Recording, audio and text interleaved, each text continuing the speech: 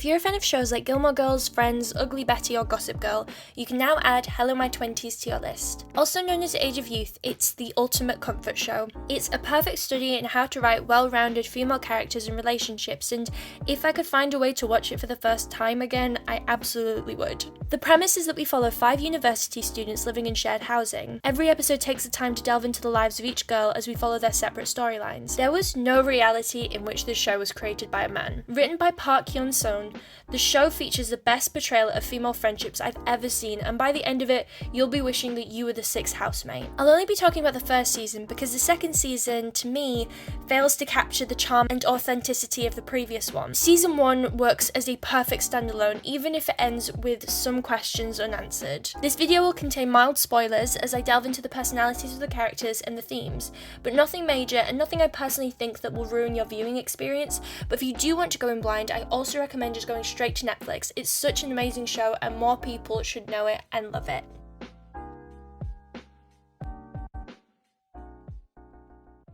In the second episode, Ye-eun's boyfriend is late to meet up with her. She then imagines how each of her roommates would handle the same situation.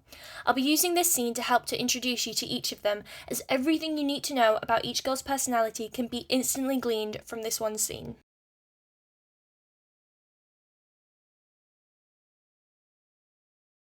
괜찮아요. 천천히 오세요.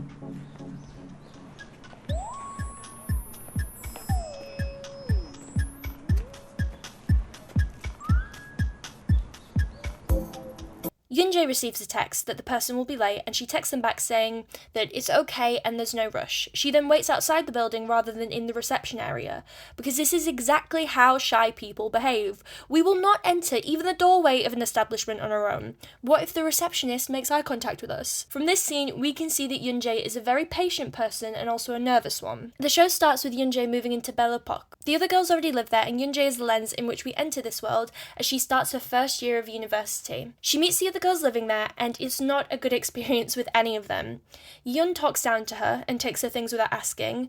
Yina uses the toilet while Yoonjae is washing her hair, showing no sense of boundaries.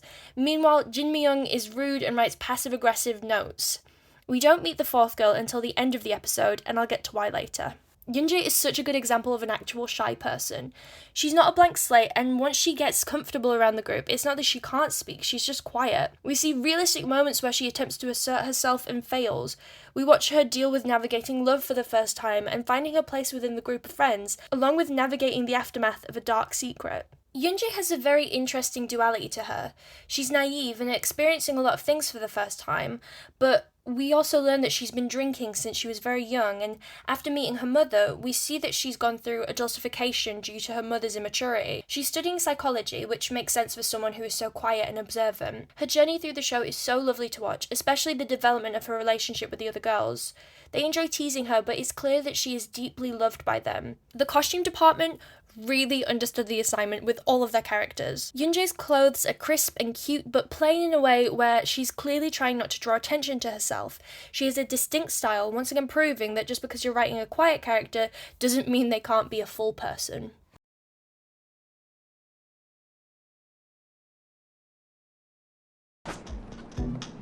정확히 10분만 기다린다.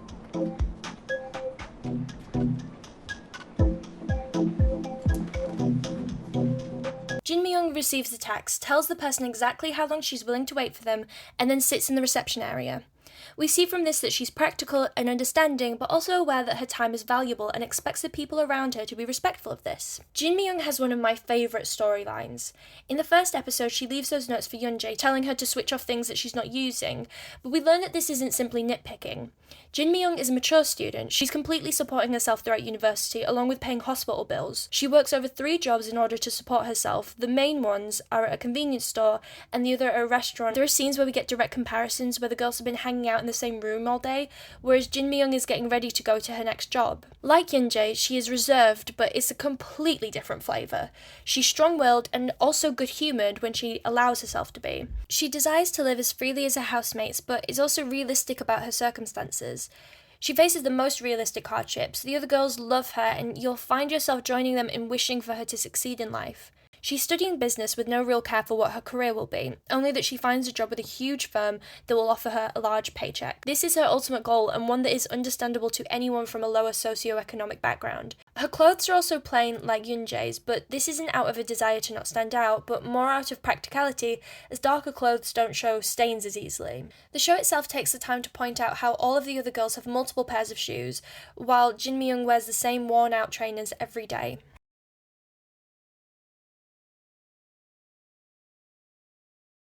듣고 지랄이야. 밥 네가 사. 술도 네가 사. 비싼 거 먹을 테다.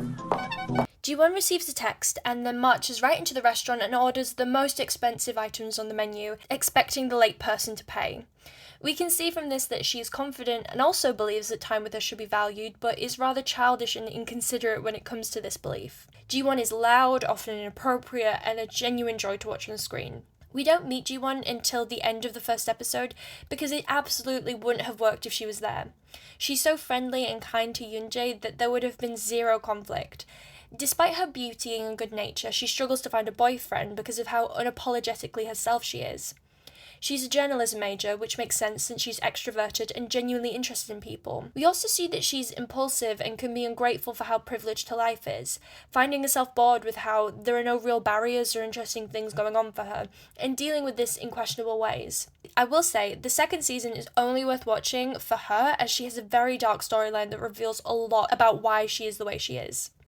She becomes very close with Yoonjae, though the two are complete polar opposites. She doesn't talk down to her, but genuinely looks out for her, and the two have this brilliant scene where she tries to help Yoonjae dance. Ji-won's outfits reflect her free-spiritedness. She wears clothes that demand attention with loud patterns, many of them loose rather than form-fitting, mirroring her lack of conformity.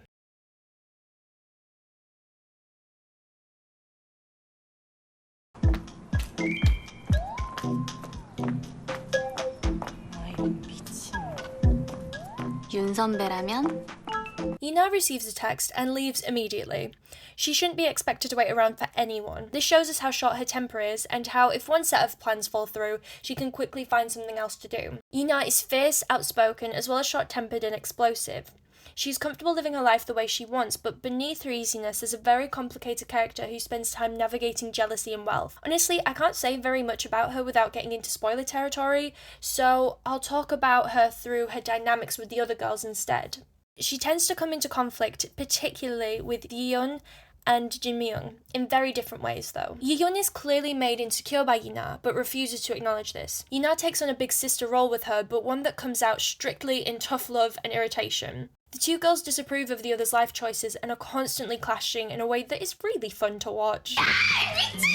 Meanwhile, Ye-eun and Jin-myung's conflict is much more mature and says more about Ye-eun's insecurities. Ye-eun is glamorous, beautiful, and wealthy, and yet she's jealous of Jin-myung. Both of the women see things that they want in the other's lives. For Ye-eun, she says that Jin-myung makes her feel small.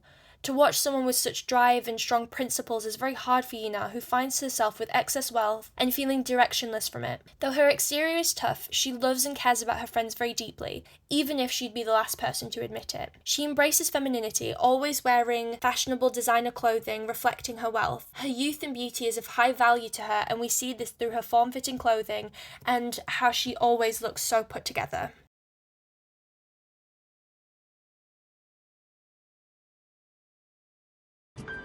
아, 지금 일어났다. 어떡하지?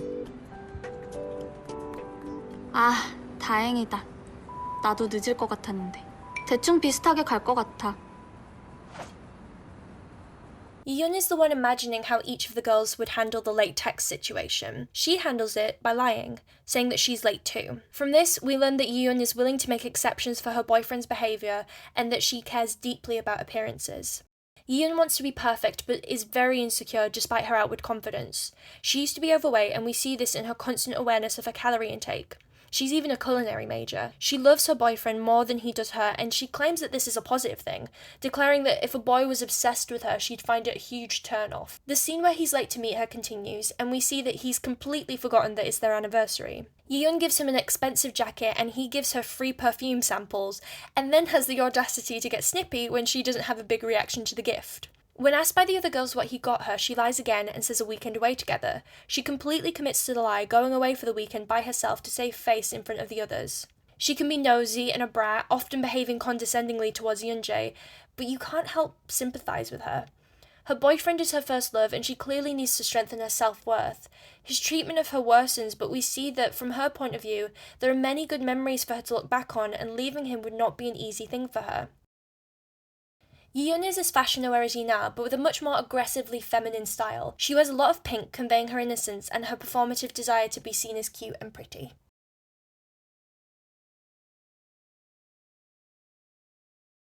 Now, based on what I've said about the characters, you probably have a very specific idea of what the show is about, but you truly have no idea where some of these plotlines are going. Watching it through for the first time is such a wild ride. Each of the characters have their own personal A-plots and B-plots. Their A-plots have them dealing with a lot of different things. For the younger characters, Yeonjae, Ji-won, and Ye-eun, they deal with things like relationship drama, not being able to find a boyfriend, and struggling to come out of your shell. Whereas Yina and Jin-myung, the older girls of the group, deal with much more complicated things, needing to pay off debts, employee mistreatment, and more things I can't say without getting into spoilers. The B-plots are much darker.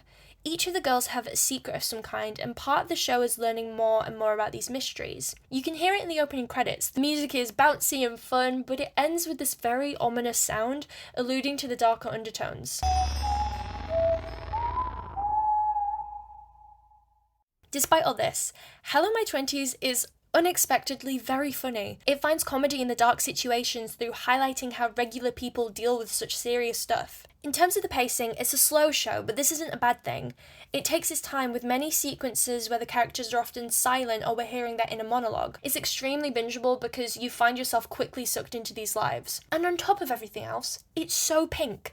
It has such a feminine aesthetic, but it goes deeper than that. The show is so girl-coded in a way where things that aren't usually given importance in other programs are highlighted. For example, I've talked about each of the characters' personal style because it's genuinely relevant. The creators really understand how someone's clothes can say a lot about them. There are so many scenes where we see this. I just want to highlight a few examples. A key part of Yeonjae finding her place within the group of girls is when she picks out a pair of house slippers, or when Jin-myung has a job interview and she has to go in shoes too tight. There's emphasis placed on how the female interviewer is the only one who notices. One final example.